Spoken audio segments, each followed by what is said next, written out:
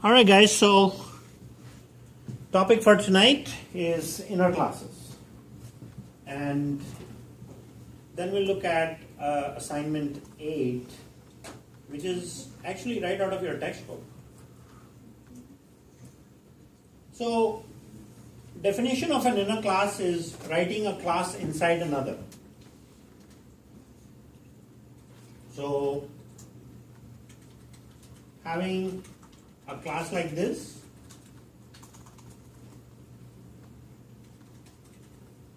and then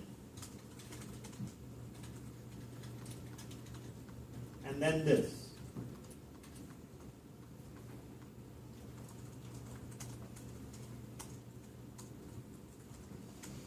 A class inside another class is an inner class. Why do we, so we just started, so give me about 30 minutes before you ask questions. So, okay?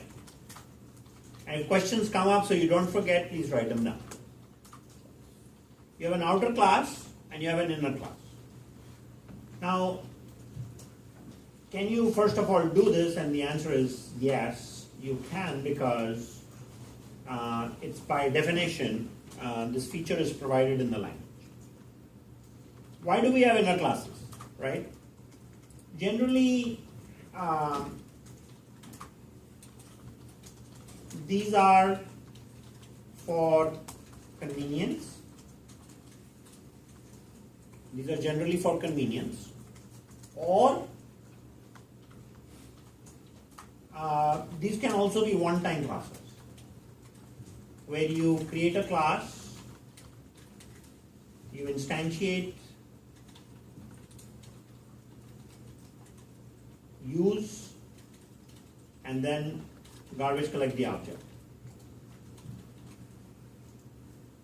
So there are times when you need to do that, and for that purpose we have the notion of anonymous inner classes.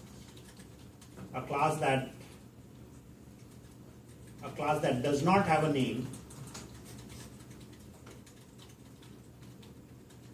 okay? And object created also does not have a name. Okay? So, from the scope perspective,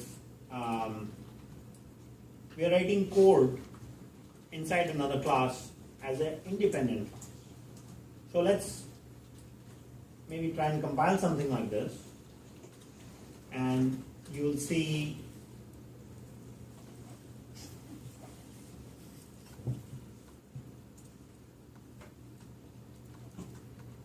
that when an inner class is created, we create an outer dot class and an outer $inner dot class. Each class is compiled separately. I'll go ahead and use the same class that I was using previously.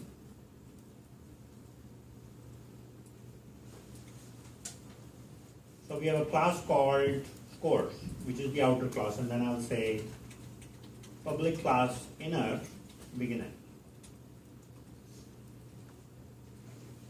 So if I were to now go and look at the bin directory of this project, so let me run this program, which means the class files have been created. So I'm going to go look at the properties of the folder to find the project folder.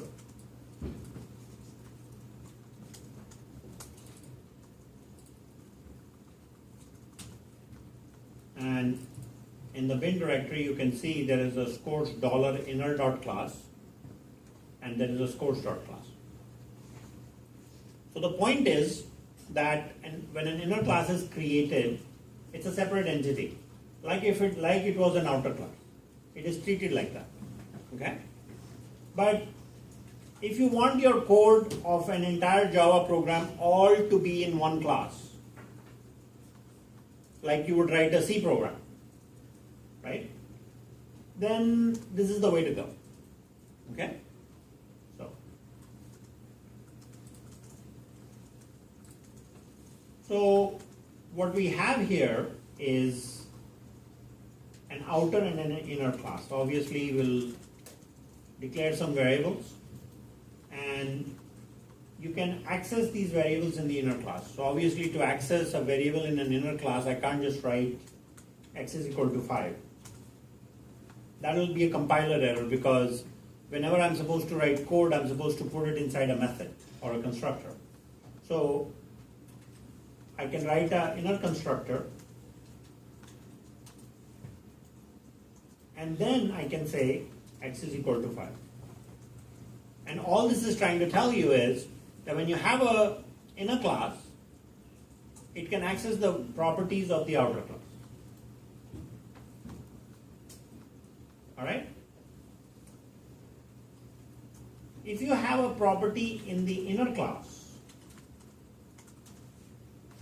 it cannot be accessed by the outer class. For example, if I write a method m1 and I try to say y is equal to 55, it's going to say, what do you mean?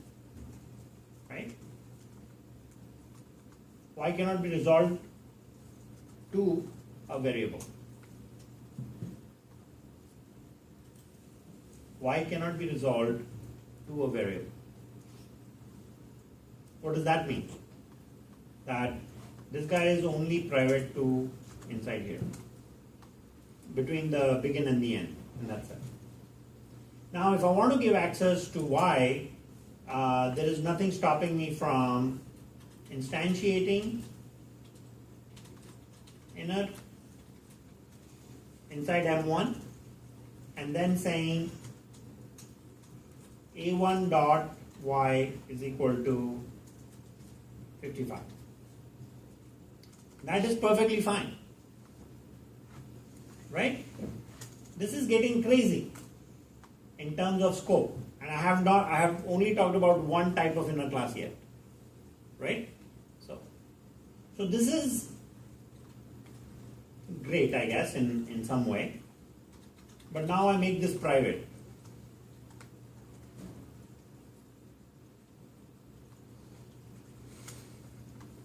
But a1.y doesn't complain, does it?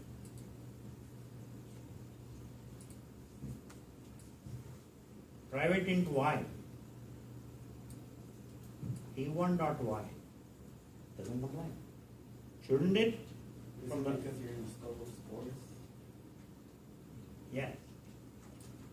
Let's see if that is working, right? So let me say something to really make sure that things are value of inner y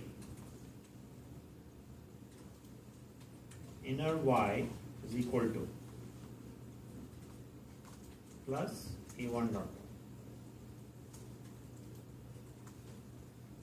So now how do I get access to the inner class? I can instantiate it in a method. So I can say scores a1 is equal to new scores a1 dot m1.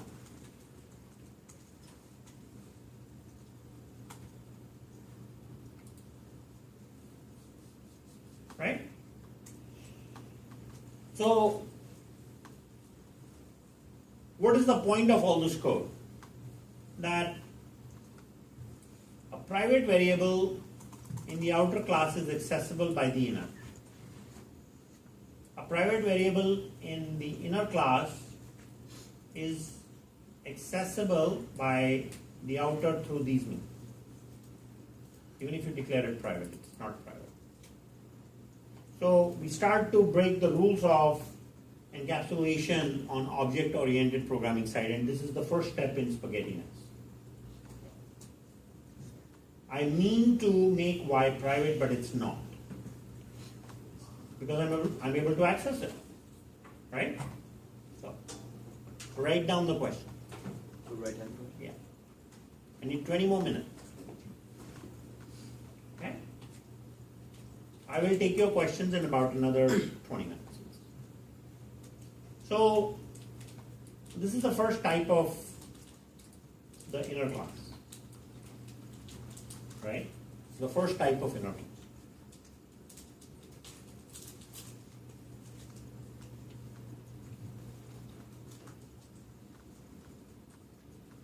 So, now how do we understand the 4 types of inner classes?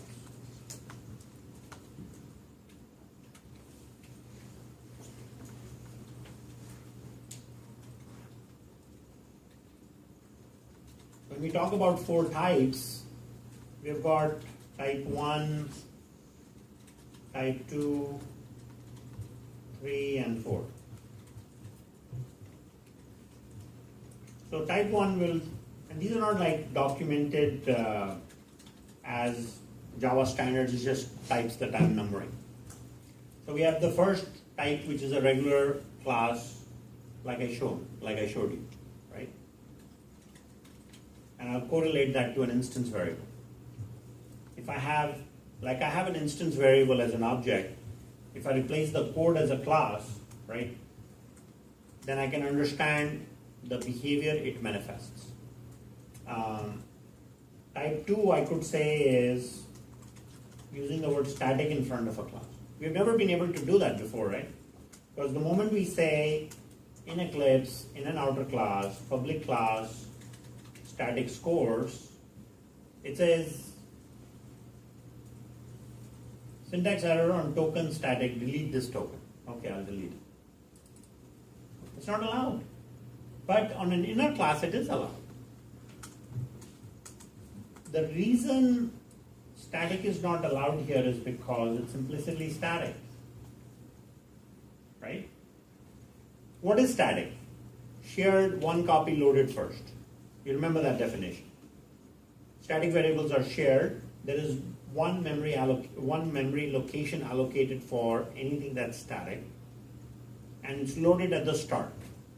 Now, if JVM needs a class to be loaded to run the program, it makes the outer class static for that reason. Right? It's a fair question. So.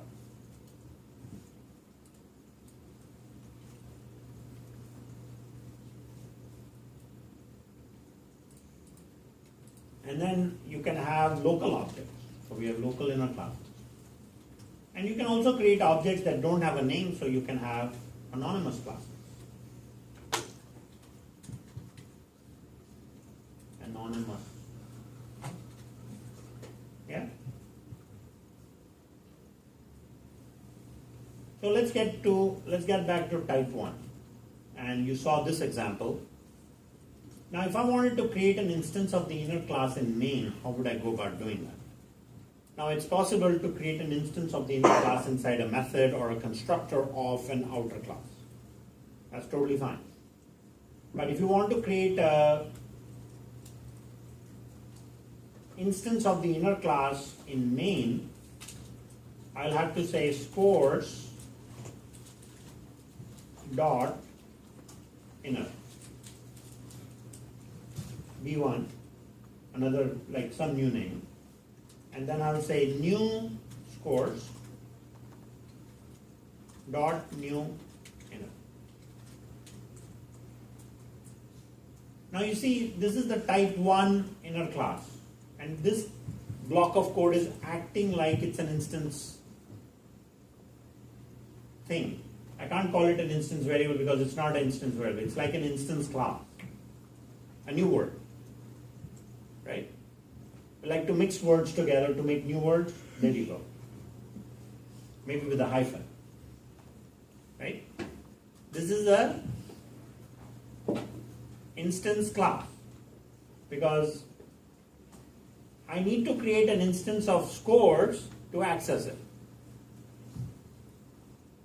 There is the connection in understanding type 1 inner classes. If you can understand that, I think we're in good shape.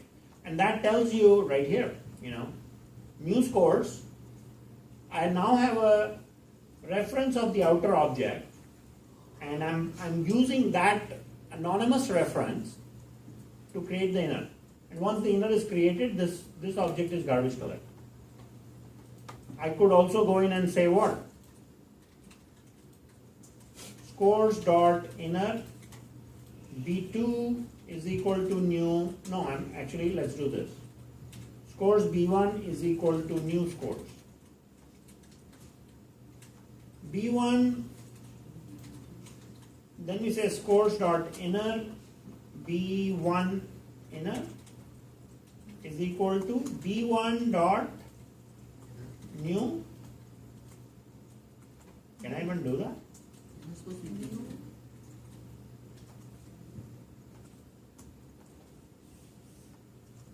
I could do it here.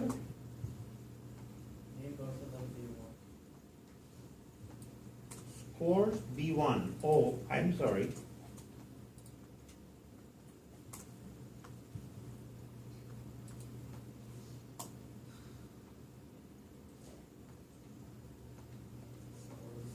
Scores cannot be resolved as a type.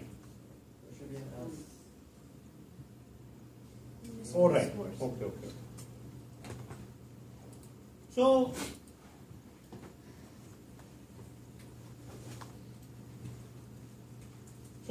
these two lines are trying to show you what this line did.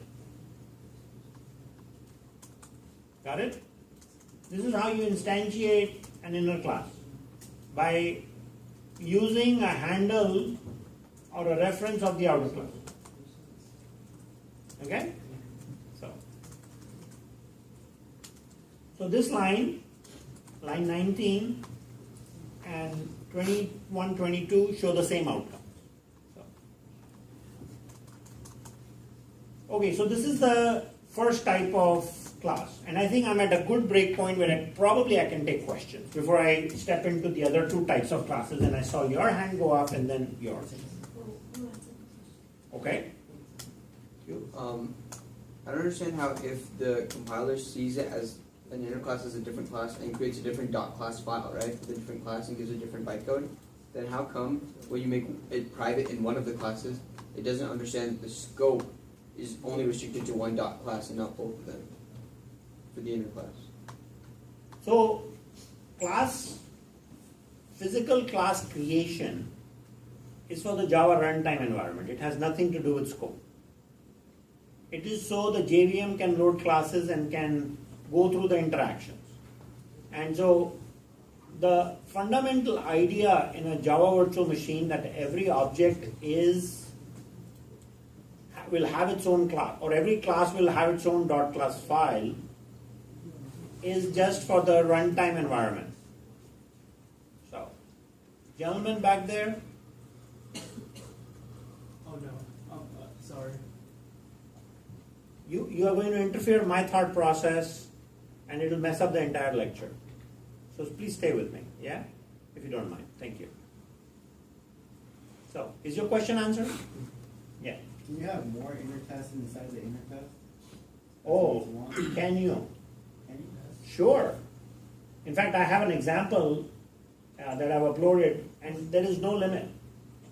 So when you do it, when you instantiate the scores dot inner B1, if you make another inner class, you have to do scores dot inner. Sure. Okay. And you just use the dot operator until you get to what you want. And is that a good idea? No. From a coding perspective? I mean, all the nice things, all the niceties of, if that's even a word, but all the nice things we have learned about object-oriented programming seem to get thrown out of the window. And yet there is some claim that with inner classes you can be object-oriented. So, yes? Can you instantiate an inner class from another class? Like not from the outer, but Yeah, sure. same way like you referenced the outer. Yeah, just like we did in main, you can instantiate an inner class from anywhere. Right. Unless, I'll be right there, please. Unless I make this guy private. Now, save, and guess what? I guess not, right? What happened? Because is the main in the same class, that's why? Maybe that's the reason. So let's create a new class.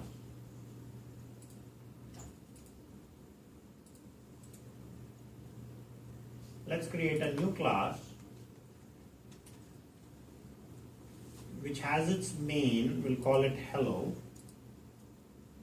And now we are in the same package, and guess what?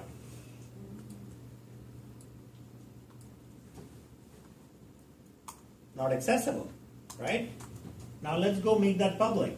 So let me do a save all, and I've got these two errors. One is both of these inner class references aren't working. Thought I did a save all. So let me go back here, still an error. Let's make it public.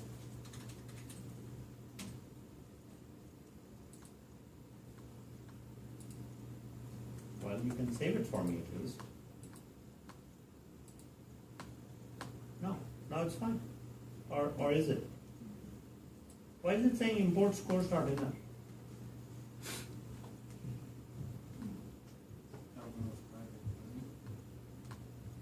The import cannot be resolved.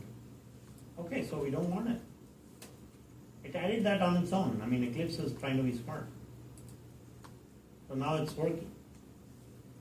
If I run it, it works.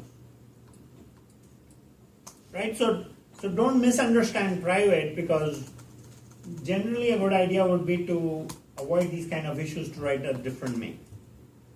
Right? Any other questions remaining? Yes. So if you go back to the other Java file. So if I use the this keyword in the inner class, will it refer to inner or will it refer to scores? This refers to the current object, depends where you use it. If you use this here, so and you say this dot y is equal to y, then this refers to the instance of inner. So if you want it to refer to scores, how would you do that? Well, you write a constructor for score. So let's do that, and you'll do the same thing. So we can say public class scores, and you have public class scores int x. This dot x is equal to what am I doing?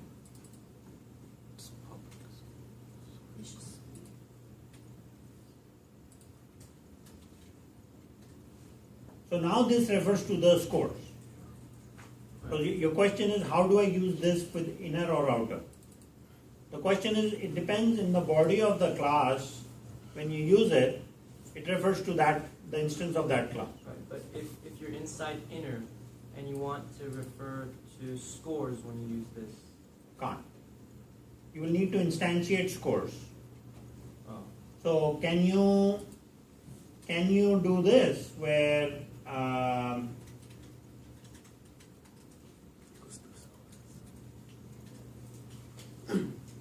and can you make an instance of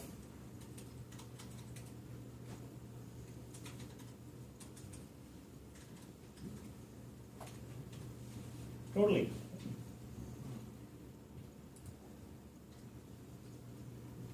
That's how you do it.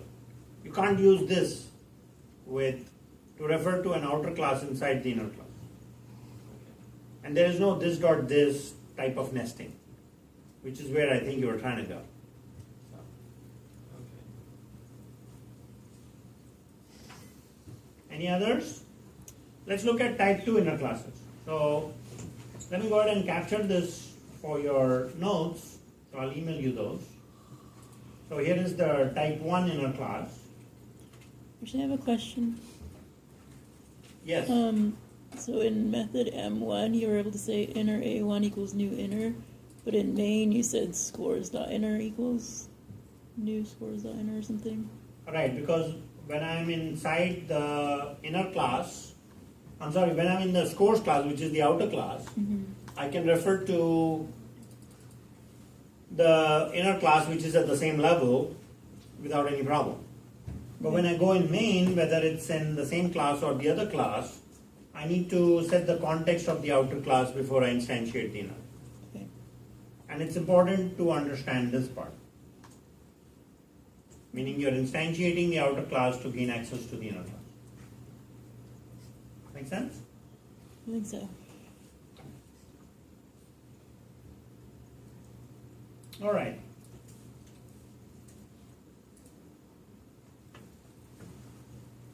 So here is my outer class, and now I'm introducing the second type, and I'm just going to put the word static. And everything else remains the same. Let me not confuse the situation by adding instance of scores, an instance of the outer class inside the inner class. That's too much twisted for the first go round. So we'll try and avoid that, right? But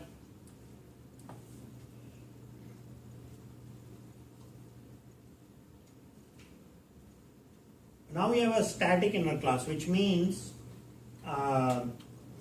like a static variable, I don't need an instance of outer to create inner. Because it's static, right? Static means what? Don't need access of the instance to, I don't need an instance to access a static variable. I can just go ahead and use it. So now what I'll do is, I can say scores dot inner A1 is equal to new scores dot inner.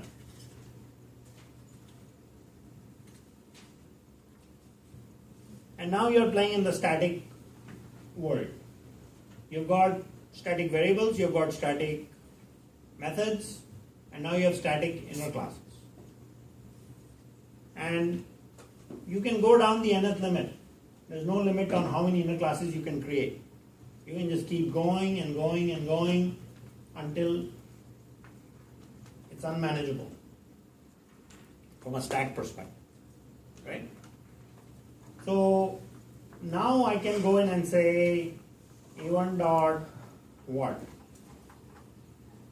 There's nothing for me to access other than the private variable y, which I can probably try to say A1 dot y is equal to 55, and that works. And that works because I'm in the same class.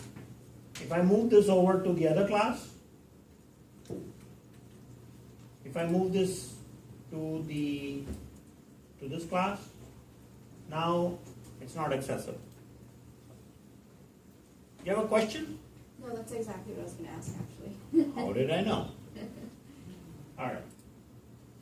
Very nice. Yes, please. So, is the concept of error setters inside the inner class? Yeah. All the things you've learned about classes apply to inner classes. So yes, you So you can. could have Yeah, you can set methods. You can create a property as private and make methods to access. Certainly. So.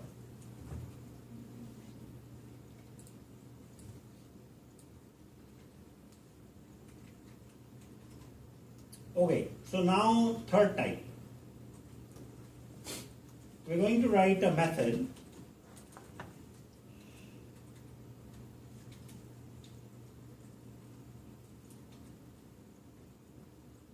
and inside that method we will put a class definition.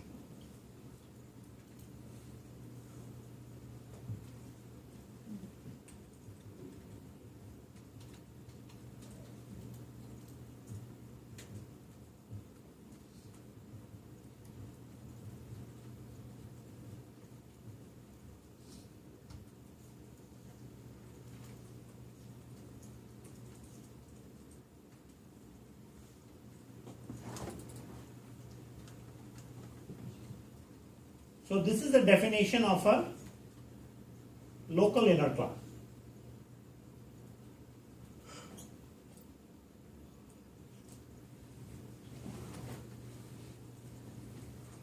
Local inner class. Now, the idea of a local inner class is what?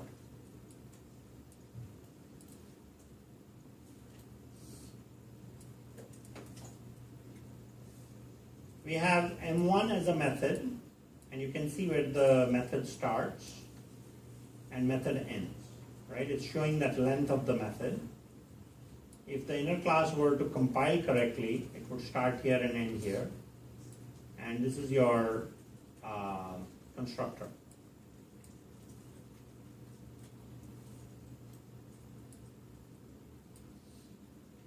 Now, on the inner classes, it's saying illegal modifier for the local inner class. Only abstract or final is permitted.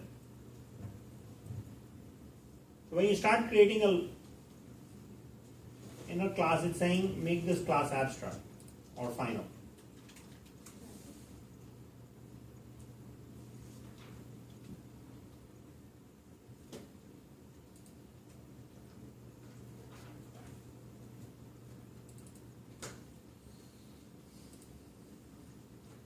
So it won't even permit so if I just say class inner, it likes that. But if I try to use the word public for a local inner class, it's saying it's not going to work. Let's capture that in our notes. Did I capture the static inner class for you guys? I did not. I need to go back. Excuse me.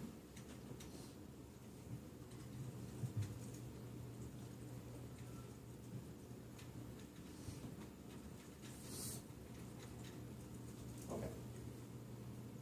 This was the static inner class for your notes. And let me now fast forward, and the point we are trying to make here is that a local inner class cannot be public. Why is that? So we're talking about type 3, right? A local inner class. Local inner class cannot be public.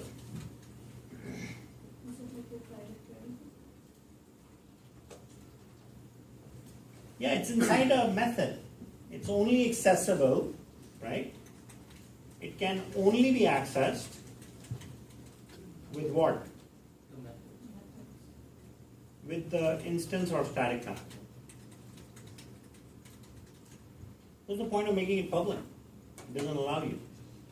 But then it also said to try and make it final. I mean, I got around that. What if I want to write another class inside method M1 where I want to extend the inner class?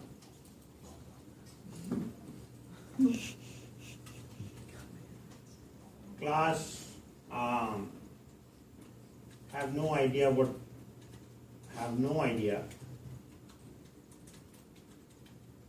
extends inner.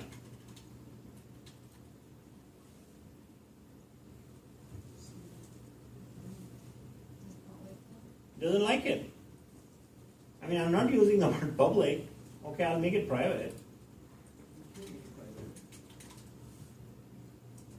It doesn't like that either.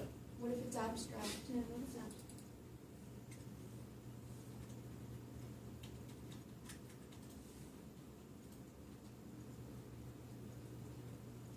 It likes the abstract. But then the question comes, how on earth will I access this abstract class? I mean, final is great because final means what?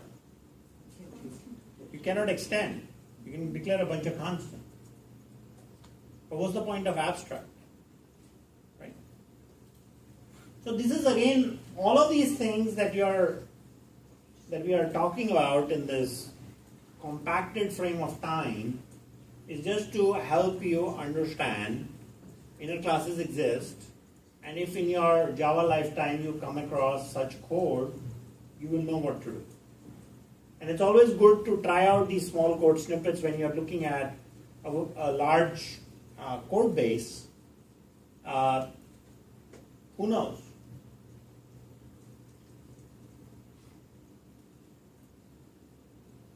Sometimes shortcuts can be written to patch problems by writing inner classes.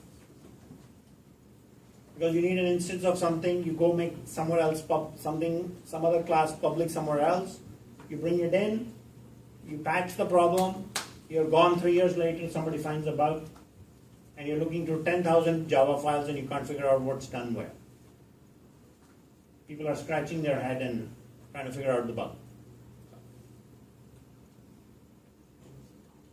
So again, definitely don't go there. I mean, we don't need polymorphism here like this, right? Or maybe we do. Because maybe not in local inner classes at least. So now a class that is created inside M1 and it can only be instantiated here.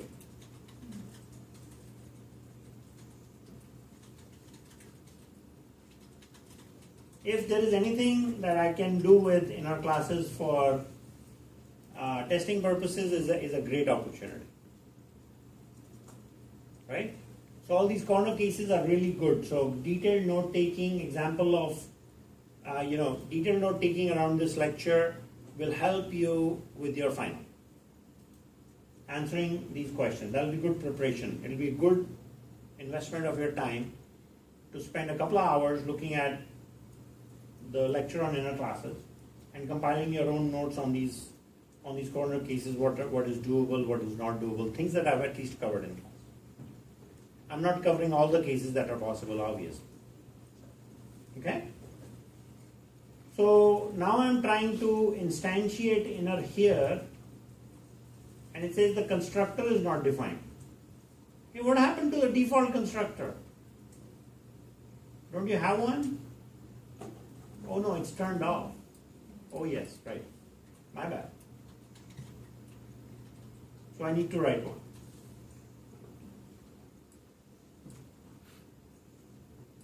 Right? I need to write.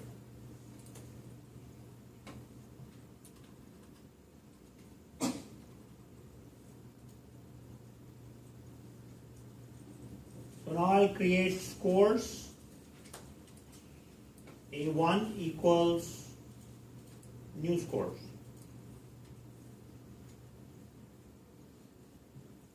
And I can call A1.M1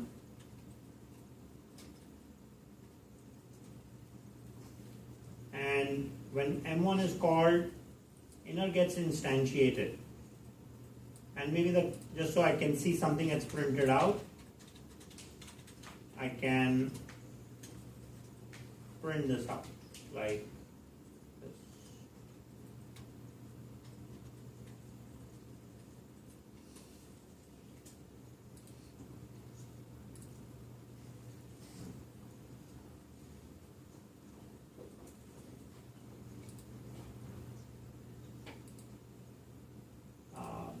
I'm going to get rid of hello dot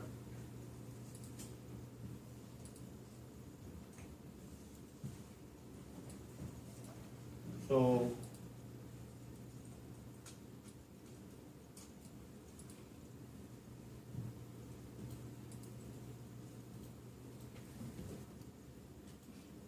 You use the default constructor. right. That's why it's nothing printed. Right. Maybe I should print the value of y2, but whatever. Okay? So this is the local inner class, third type.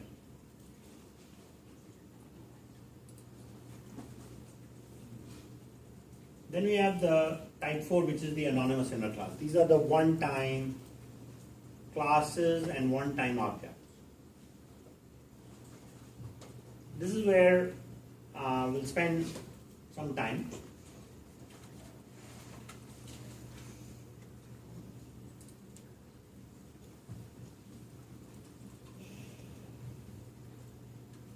So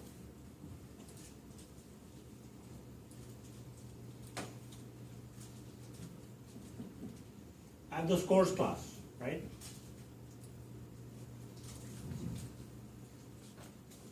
And I'll create a new class for demonstrating anonymous inner classes. So we'll call that class demo A. Okay? And we'll write a method here. So we will give demo A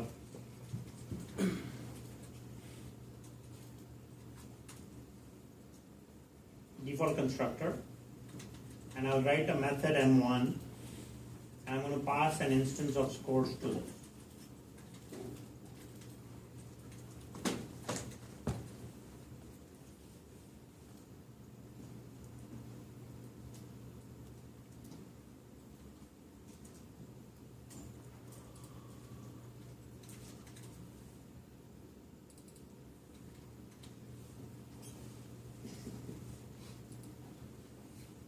Okay? So,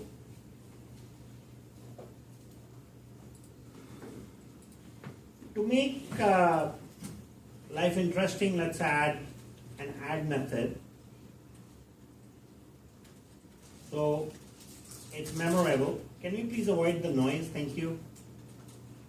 And we will just return x plus y.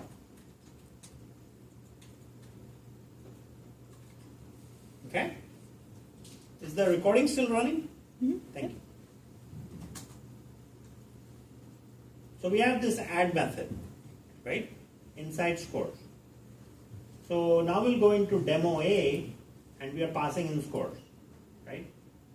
And so on this side, let's get rid of the main. Let's bring it into the other class. And I'll go in and create an instance of demo A.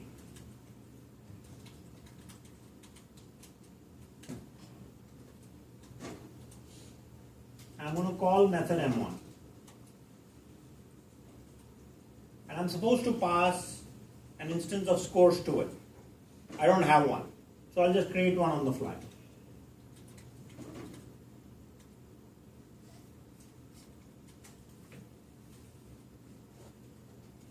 And doesn't have a default constructor, that's fine. I'll give it a value. That's a perfectly reasonable thing to do. You can create these one-time anonymous objects to pass things around, and there's nothing wrong with that. But now this is where the anonymous class begins. As part of that formal parameter that I'm passing with new scores, I say begin and end.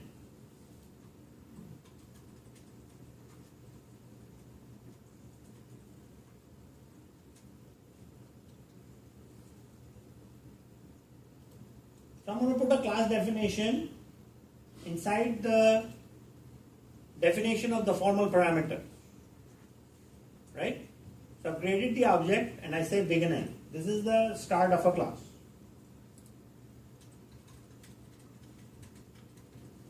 Start of a class.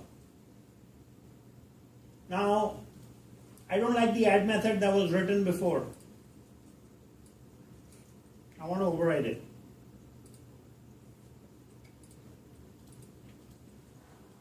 It's a class. Do whatever you want. I'm going to say return x plus y plus x because I'm a special child. So I'm going to add my own way. I've overridden this method. It's not complaining. I mean, it gets x and y and, And then, oh, by the way, I want to declare an instance variable.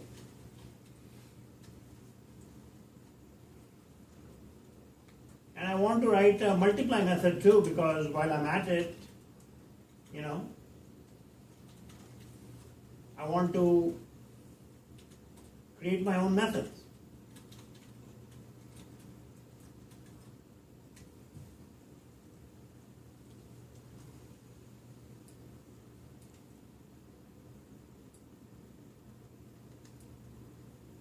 So now scores A1 is created, right? And you go here and you say, can I multiply two numbers?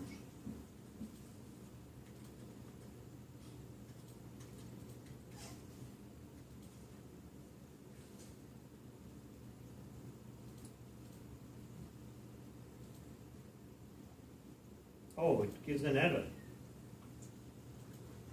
Identify the method mul. Oh, of course, mul is not available. Is undefined in type scores. So he's checking this class for mul, and it's not there, right? But it is over here. So let's save this. Mul doesn't work here. But if I call a1.add, which one will be called? Now that is an overridden method, right? This guy is an overridden method.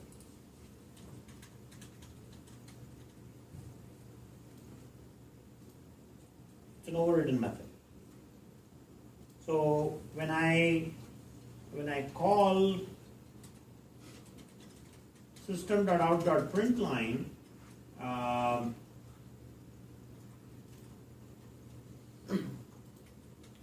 and I think I should put this guy there, a1 dot